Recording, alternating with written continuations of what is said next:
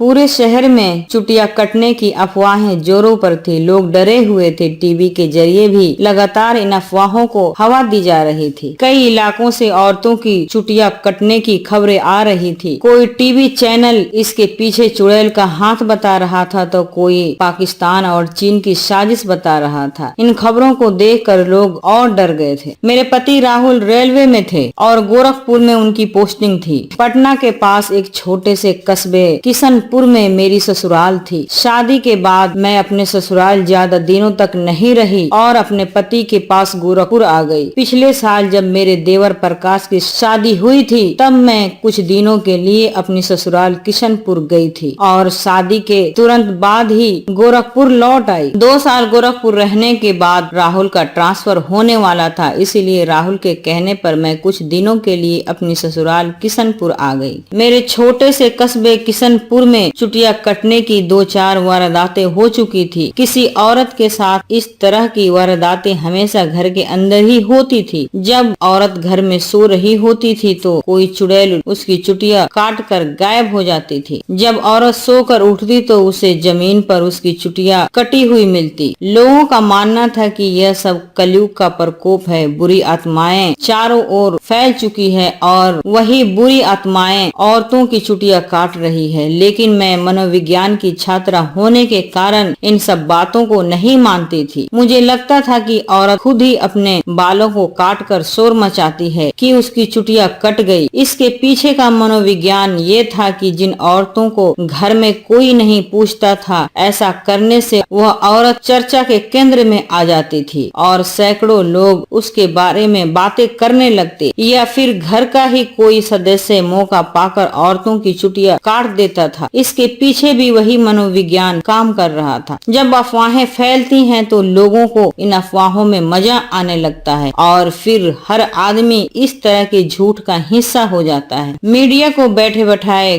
काम मिल जाता है और टीआरपी के चक्कर में ऐसी अफवाहों से लोगों को सचेत करने के बजाय मीडिया खुद ही अफवाहों का बाजार गर्म करने में लग जाती है। किशनपुर के मेरे छोटे से कस्बे में ही 4 वारदातें हो चुकी थी। मेरे पति 3 भाई थे और तीनों ही बाहर रहते थे। घर में मेरी बड़ी जेठानी कुसुम, मेरी देवरानी नेहा और मेरी नंद प्रीति के अलावा मेरी बूढ़ी सास रहती थी। मेरे जेठ विजेंद्र ट्रांसपोर्ट का बिजनेस करते थे, इसीलिए वो घर पर कम ही रहते थे। मेरे देवर प्रकाश पटना में रहकर जॉब कर रहे थे और शनिवार इतवार को घर आते थे। राहुल की जब तक नई जगह पोस्टिंग नहीं हो जाती मुझे किशनपुर में ही रहना था, इसीलिए मैं गोरखपुर वाला किराए का मकान पूरी तरह खाली कर किशनपुर आ गई थी और यहाँ रहकर राहुल के ट्रांसफर का इंतजार कर रही थी। घर में कुल मिलाकर 3 ही कमरे थे, इसीलिए मेरे किशनपुर आ जाने से घर छोटा पड़ गया था। बरसात के बाद घर में कंस्ट्रक्शन का काम होना था। घर के बाहरी हिस्से में ईंटें, बालू और सीमेंट रखे हुए थे, इसीलिए मेरी सास घर के आंगन में बने एक कमरे में सोती थी। वह कमरा ऐसा था कि यहाँ कोई भी आसानी से पहुँच सकता था। दरअसल यह घर का वो हिस्सा था जो कभी बैठक हुआ करता था, इसीलिए मेरी सास के इस कमरे में कोई दरवाजा नहीं था। सोमवार से शुक्रवार तक नेहा सास के पास सोती। शनिवार को नेहा के पति प्रकाश घर आते तो 2 दिन नेहा और प्रकाश मेरे कमरे में रहते और इस बीच मैं अपनी सास के पास सोती। एक दिन पड़ोस से खबर आई कि जानकी चाची की चुटिया कट गई। पूरे किशनपुर में ये खबर आग की तरह फैल गई। लोग तरह तरह की बातें करने लगे और अभी मामला शांत भी नहीं हुआ था कि अगले ही सुबह पता चला कि मेरी देवरानी नेहा की चुटिया कट गई। वो सासू माँ के पास सो रही थी। सुबह उठी तो उसके बाल पलंग के नीचे बिखरे हुए थे। मेरी सास डर के मारे रोने लगी थी। मेरी जेठानी सासू माँ को संभालने में लगी थी। घर में दिन भर लोगों का जमावड़ा लगा रहा। इस घटना के बाद मेरी सास पूरी तरह से धार्मिक हो गई। वो सुबह सुबह उठकर भजन करती, घर के कुल देवता को भोग लगाती और दोपहर तक रामचरितमानस खोलकर बैठी रहती। दोपहर के बाद थोड़ा सा खाना खाकर वो सो जाती और फिर शाम होते ही उनके अंदर का भक्त जग जाता और वो फिर से भजन में लग जाते। शनिवार को प्रकाश घर आया तो नेहा और प्रकाश दोनों मेरे कमरे में चले गए और रात को मुझे अपनी सास के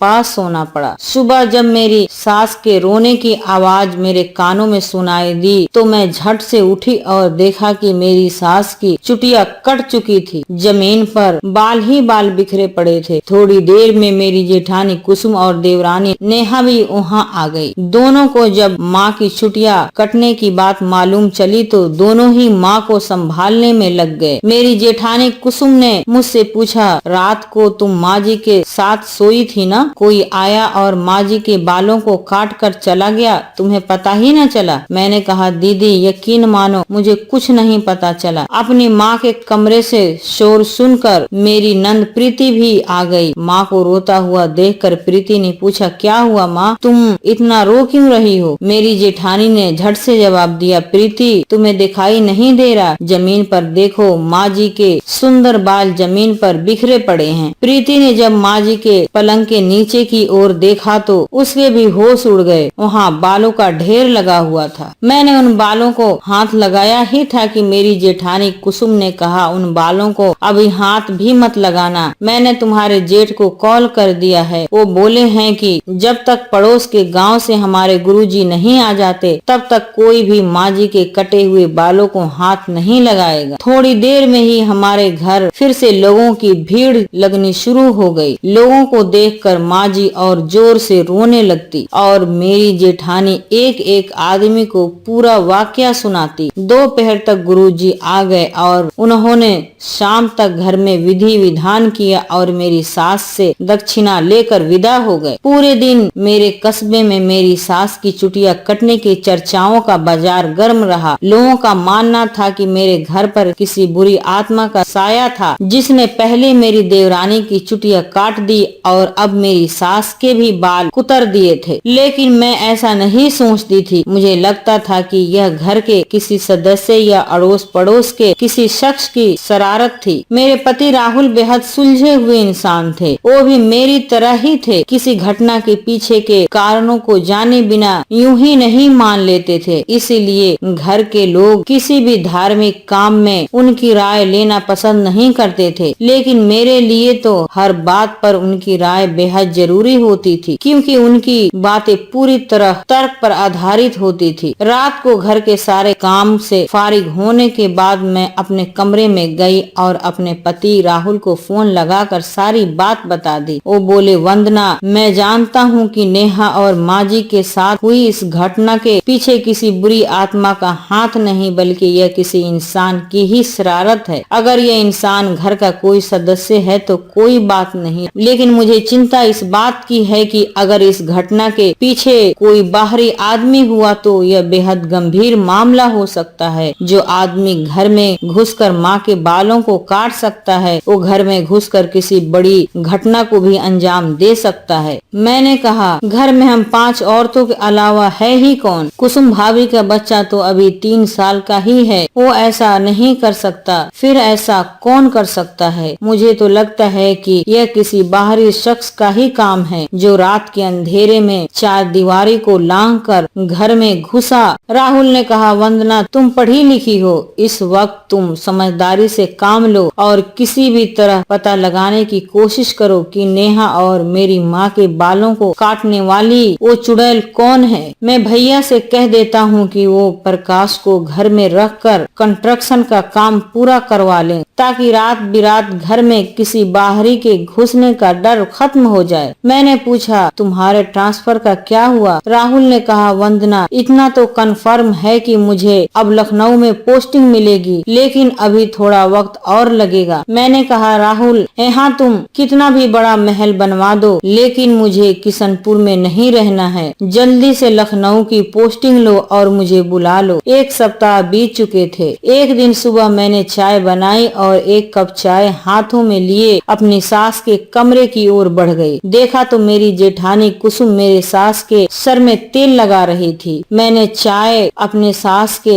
आगे रख दी और वहीं बैठ गई। तभी मेरी जेठानी बोली, सासू माँ के बाल पहले कितने कितने घने हुआ करते थे, लेकिन अब देखो न जाने कैसी बला थी वह जिसने मेरी सासू माँ के घने बालों को काट दिया। मैंने कहा वह कोई बला नहीं थी, बल्कि मुझे तो यह किसी इंसान का ही काम लगता है। यह सुनकर मेरी सास गुस्सा हो गई और बोली, तुम दोनों पति पत्नी को न जाने क्या हो गया है, कुछ मानते ही नहीं हो। अरे वो कोई इंसान होता तो क्या तुम्हें पता नहीं चलता? तुम तो यही मेरे पास ही सोई थी ना। और याद करो जब नेहा की चुटिया कटी तब वो मेरे बगल में सोई थी और उसके सुंदर बाल कट गए, लेकिन मुझे पता भी न चला। गुरुजी ने भी तो कहा था कि घर पर किसी बुरी आत्मा का साया था जिसे उन्होंने भगा दिया। अपनी सास के गुस्से को शांत करने के लिए मैंने कहा, ठीक है माँ जी, आप सही कह रही हैं। जिसने आपके और नेहा के सुंदर बालों को काटा वो जरूर कोई बुरी आत्मा ही रही होगी। इतना कहकर मैं अपने सास के पास से उठकर किचन में चली गई। वहाँ पहले से नेहा मौजूद थी और सुबह का नाश्ता बनाने में लगी थी। थोड़ी देर में मेरी नंद प्रीति भी किचन में हाथ बटाने आ गई। प्रीति अभी 12वीं में थी और इसी महीने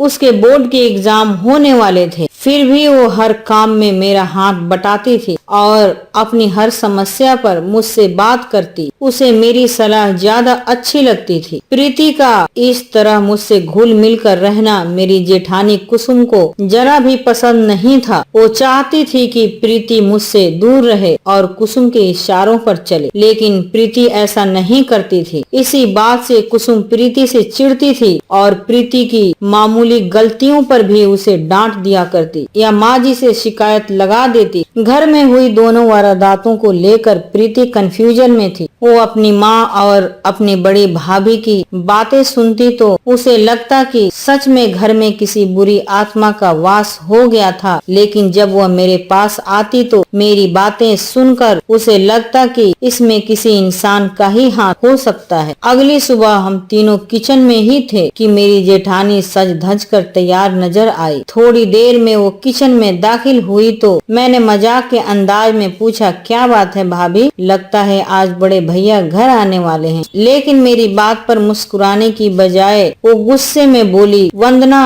और नेहा, किचन में तुम दोनों से काम नहीं हो पाता तो मुझे कह दिया करो, मैं किचन का सारा काम अकेले ही कर दिया करूंगी। किचन में अपने साथ लगाकर इस लड़की की जिंदगी बर्बाद मत करो। प्रीति के बोर्ड के एग्जाम शुरू होने वाले हैं, इन्हें तो इस वक्त पढ़ाई करनी चाहिए। नेहा और मुझे फटकार लगाने के बाद मेरी जेठानी ने प्रीति को भी डांट लगा दी। वो बोली, प्रीति तुम्हारे बोर्ड के एग्जाम शुरू होने वाले हैं, तुम्हें तो पढ़ाई करना चाहिए, तुम यहाँ क्या कर रही हो। जेठानी की फटकार सुनकर प्रीति कुछ न बोली और सीधे अपने कमरे में चली गई। प्रीति के जाते ही मेरी जेठानी हमारे साथ किचन में काम पर लग गई। मैं समझ ही नहीं पा रही थी कि आखिर आज मेरी जेठानी कुसुम को क्या हो गया जो किचन में वो बिना कहे काम में लग गई। जब मैं अपनी सास को नाश्ता देने गई तब मुझे मालूम चला कि आज दोपहर तक मेरे जेठ विजेंद्र जी घर आने वाले हैं। मैं किचन में आई और मुस्कुराते हुए अपनी जेठानी से बोली, भाभी गुस्सा छोड़ो, मुझे पता चल गया है कि आज दोपहर तक भैया घर आने वाले हैं, उनके खाने के लिए क्या बनाया जाए। कुसुम ने कहा, मैं पनीर ले आई हूँ, यही शाम को भी बना देंगे। मैंने कहा, शाम को आप मार्केट से चिकन ले आना, मैं शाम को वही बना दूंगी। तभी नेहा ने भी शर्माते हुए कहा, आज शनिवार है और प्रकाश भी घर आने वाले हैं। मैंने खुशी का इजहार करते हुए नेहा से कहा, फिर तो चिकन ही बनेगा आज। मेरे हाथ का बना चिकन तो तीनों भाइयों को पसंद है। दोपहर तक मेरे जेठ विजेंद्र जी घर आ गए और सबसे मिलने के बाद वो मेरे जेठानी के रूम में चले गए। थोड़ी देर बाद मेरी जेठानी अपने 3 साल के बेटे सुमित को प्रीति के कमरे में छोड़ आई और अपने पति के साथ कमरे में बिजी हो गई। बड़े भैया घर पर ही थे और इसी दौरान नेहा के पति प्रकाश भी घर आ गए। बहुत कम ही ऐसा होता था जब दोनों भाई एक साथ घर पर रहते हो। रात को दोनों भाइयों ने मेरे हाथ का बना चिकन बड़े चाव से खाया और खाना खा लेने के बाद बड़े भैया अपने माँ के कमरे में जाकर बैठ गए। प्रीति और मैं माँ को खाना खिलाने में लगी थी। थोड़ी देर में मेरी जेठानी अपने बेटे सुमित को गोद में लिए वहीं आकर बैठ गई। तभी तभी विजेंद्र जी ने मेरी ओर देखा और कहा, देखो वंदना, मेरे छोटे भाई राहुल को धर्म का बिल्कुल भी ज्ञान नहीं है, इसीलिए वो धर्म की बहुत सी चीजों को अंधविश्वास कहकर नकार देता है। जब वो कुंवारा था तब उसकी इस बात को मैं हंसकर टाल देता था। मुझे लगता था कि शादी हो जाएगी तो घर आने वाली संस्कारी बहू उसे सुधार देगी, और फिर मुझे तुम्हारे घर में वो संस्कार नजर आया तो मैंने राहुल की शादी तुमसे कर दी। लेकिन राहुल को समझाने की बजाय तुम तो खुद उसी की तरह बातें कर रही हो। जेठ जी की यह बातें सुनकर मैं समझ गई कि मेरी जेठानी ने मेरे खिलाफ उनके कान भरे हैं। मैं कुछ कहती तभी प्रीति बोल पड़ी, भैया मैं भी तो इसी घर में रहती हूँ। वंदना भाभी ने तो ऐसा कुछ नहीं किया जिससे संस्कारों को ठेस पहुँची हो। प्रीति की यह बात सुनकर मेरी जेठानी को जैसे मिर्ची लग गई। उसने झट से कहा, प्रीति तुम्हारे बोर्ड के एग्जाम शुरू होने वाले हैं, तुम इस वक्त यहाँ क्या कर रही हो। प्रीति उठकर चली गई और मैं भी थोड़ी देर बाद वहाँ से उठकर अपने कमरे में चली आई। कमरे में आते ही राहुल को फोन लगाकर सारी बातें बता दी। राहुल ने कहा, वंदना तुम भैया की बातों को दिल पर मत लिया करो, वैसे भी वो घर में रहते नहीं हैं, महीने में कभी कभार घर आते हैं तो थोड़ा सुन लिया करो। कुछ दिनों में तो मुझे सरकारी क्वार्टर अलॉट हो ही जाएगा और फिर हम दोनों साथ रहेंगे, तब तुम्हें यह सब नहीं झेलना पड़ेगा। जब भी मैं टेंशन में होती राहुल की बातों से मुझे ऊर्जा मिल जाती थी, इसीलिए उससे बात किए बिना मैं रात को सो भी नहीं पाती थी। रात को खाने के बाद प्रकाश और नेहा मेरे रूम में आ गए और मैं जाकर प्रीति के रूम में सो गई। मैं सुबह उठी तो घर में फिर से वही शोर सुनाई दिया। मैं कमरे से बाहर निकली तो पता चला कि रात को प्रीति अपनी माँ के पास सो गई थी और सुबह उठी तो चारपाई के नीचे उसकी कटी हुई चुटिया पड़ी थी। घर में फिर से लोगों की भीड़ जमा होनी शुरू हो चुकी थी। इस बार घर में मेरे जेठ और देवर दोनों मौजूद थे। विजेंद्र जी ने तुरंत प्रकाश को गुरुजी को बुला लाने बगल वाले गांव में भेज दिया और 1 घंटे बाद ही गुरुजी घर आ गए। गुरुजी ने आते ही पूछा, क्या इस बीच घर में किसी ने मांस मछली खाया था। गुरुजी के मुंह से इतना सुनते ही मेरे जेठ विजेंद्र जी ने अपने माथे पर हाथ रख लिया और बोले, कल रात ही इस घर में चिकन बना था। विजेंद्र जी की इस बात पर गुरुजी बेहद नाराज हुए और बोले, तुम दोनों ने खुद से मुसीबत मोल ले ली, अब मैं कुछ नहीं कर सकता। गुरुजी की इस बात को सुनकर मेरे जेठ ने उनके सामने हाथ जोड़ लिया और मेरी सास भी जोर जोर से रोने लगी। तब गुरुजी थोड़ा शांत हुए और बोले, देखो बुरी आत्माओं से कभी भी खिलवाड़ नहीं करना चाहिए। मैं एक बार और प्रयास कर रहा हूँ, लेकिन इस बार तुम लोगों ने फिर से ऐसी गलती की तो यह बुरी आत्मा मेरे काबू से बाहर हो जाएगी और फिर यह बात सिर्फ चुटिया कटने तक सीमित नहीं रहेगी, बल्कि इस घर में किसी न किसी की अकाल मृत्यु हो जाएगी। गुरुजी ने पूरे घर में शाम तक विधि विधान किया और जाते समय भैया से मोटी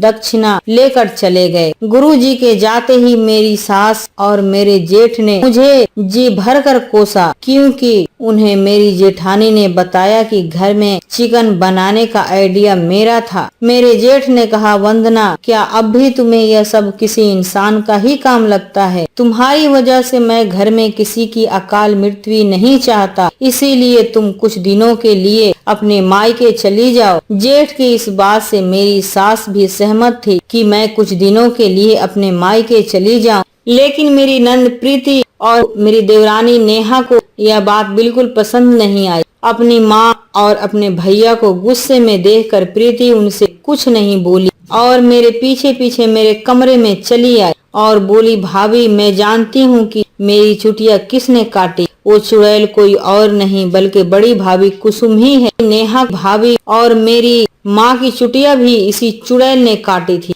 मैंने हैरानी भरी आवाज में प्रीति से पूछा, तुम इतने विश्वास से यह बात कैसे कह सकती हो? तुम्हारे पास इस बात का कोई सबूत है? प्रीति ने कहा, मेरे पास कोई सबूत नहीं है, फिर भी मैं पूरे यकीन के साथ यह बात कह सकती हूँ कि घर में चुटिया काटने वाली चुड़ैल कोई और नहीं। मैंने पूछा, तुम कल रात अपने कमरे में क्यों नहीं सोई? प्रीति ने जवाब दिया, मुझे बड़ी भाभी ने कहा था कि जब तक बाउंड्री ऊंची नहीं हो जाती तब तक मैं माँ के पास ही सोऊं। मैंने कहा अब तो मैं अपने मायके जा रही हूँ, कल सुबह ही निकल जाऊंगी। प्रीति ने कहा नहीं, तुम नहीं जाओगी। मैंने कहा घर में सभी यही चाहते हैं, तो अब मैं यहाँ रुक कर भी क्या करूँगी। प्रीति ने कहा अगर मैं भैया से कहूँ कि वंदना भाभी के चले जाने से मुझ पर काम का बोझ आ जाएगा, मेरे बोर्ड के एग्जाम होने तक वंदना भाभी को मायके मत भेजो, तो वो मान जाएंगे। मैंने कहा लेकिन तुम्हारी बड़ी भाभी तो ऐसा होने नहीं देंगी। मैंने अपनी बात खत्म की ही थी कि तभी दरवाजे से मेरी जेठानी कुसुम की आवाज आई, प्रीति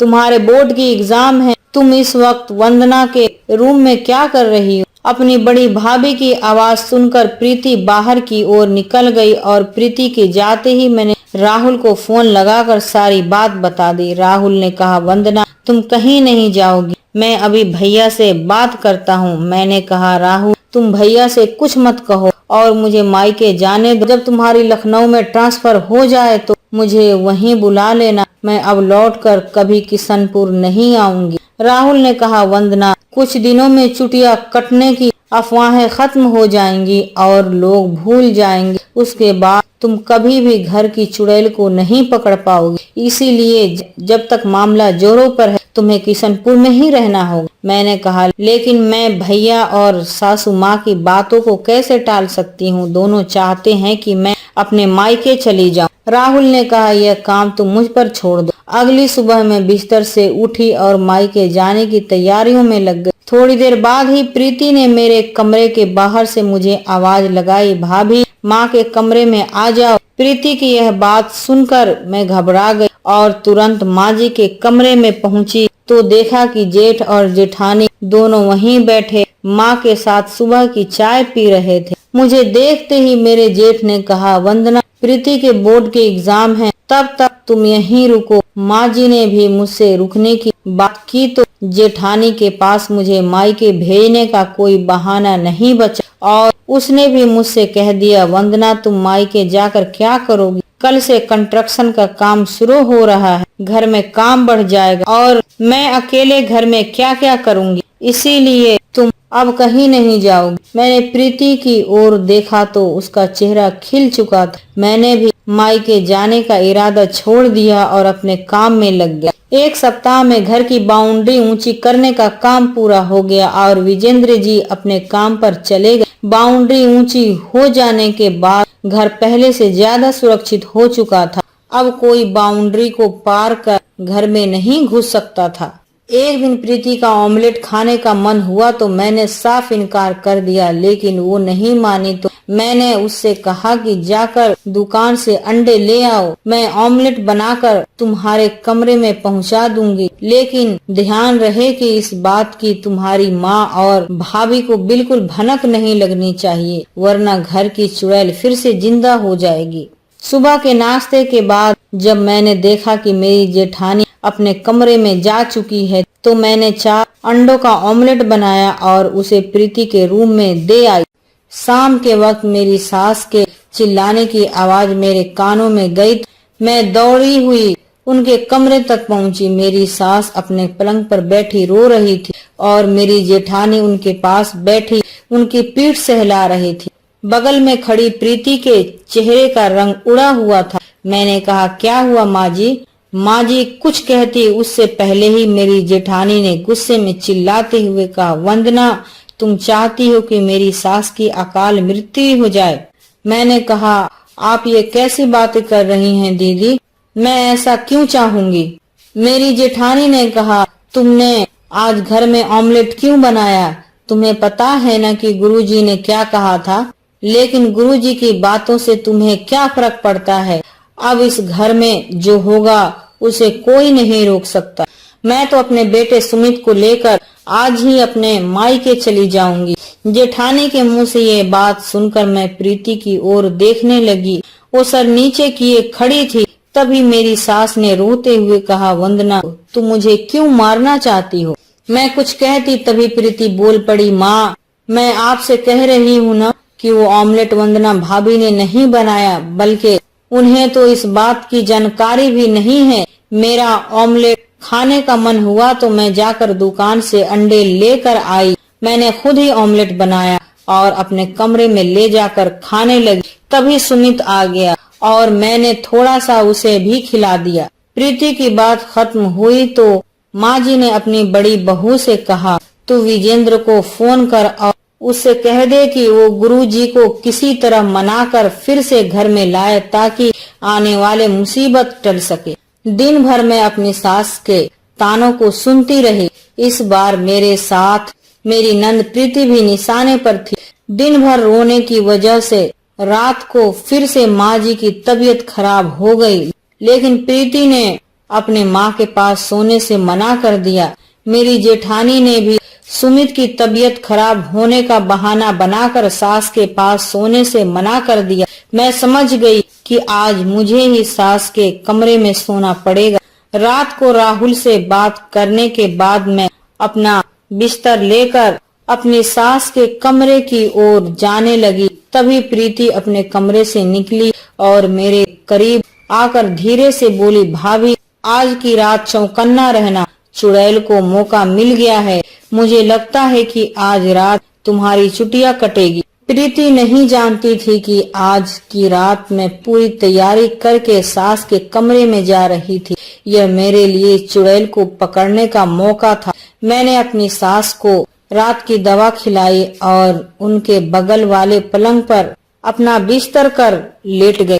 मैं जानती थी कि यह सब मेरी बड़ी जेठानी कुसुम का ही काम है। मुझे पता था कि मेरे गहरे नींद में होने के बाद कुसुम आएगी और कैंची से मेरी चुटिया काट कर निकल जाएगी। मैं इसके लिए पूरी तैयारी करके आई थी। देर रात जब अपनी सास को गहरी नींद में देखा तो मैंने अपने बालों को कस के बांध लिया और गहरी नींद में सोने का नाटक करने लगी। तभी मुझे पैरों की आहट सुनाई दी और फिर मेरे सिर के ओर कुछ हलचल महसूस हुई तो मैंने झट से उसका हाथ पकड़ लिया और लाइट जला दी। बल्ब की तेज रोशनी जब चुड़ैल के चेहरे पर पड़ी तो मेरे होश उड़ गए। यह मेरी देवरानी नेहा थी। मैंने झट से उसके हाथों से कैंची छीन ली और उसे अपने तकिए के नीचे छुपा दिया। तभी मेरी सास जग गई और नेहा को वहाँ देखकर बोली, नेहा तुम इस वक्त यहाँ क्या कर रही हो? नेहा कुछ बोल पाने की स्थिति में नहीं थी। उसकी इस हालत को देखकर मैंने अपनी सास से कहा, नेहा के सिर में दर्द था तो मुझसे दवाई मांगने आई है। नेहा चली गई और मैं अपनी जगह बैठी नेहा के बारे में ही सोचती रही। मैंने अनजाने में अपनी जेठानी कुसुम को ही चुड़ैल समझ लिया था, लेकिन चुड़ैल तो नेहा थी। अगली सुबह मैं किचन में गई तो नेहा वहाँ पहले से मौजूद थी। मेरे जाते ही नेहा ने दोनों हाथ जोड़ लिए और बोली, मुझे माफ कर दो दीदी। मैंने पूछा, तुमने ये सब क्यों किया? नेहा ने कहा, मेरी पिछले साल ही शादी हुई थी और जब मैं यहाँ आई तो मेरी सास और मेरी जेठानी कुसुम ने मेरे साथ अच्छा सलूक नहीं किया।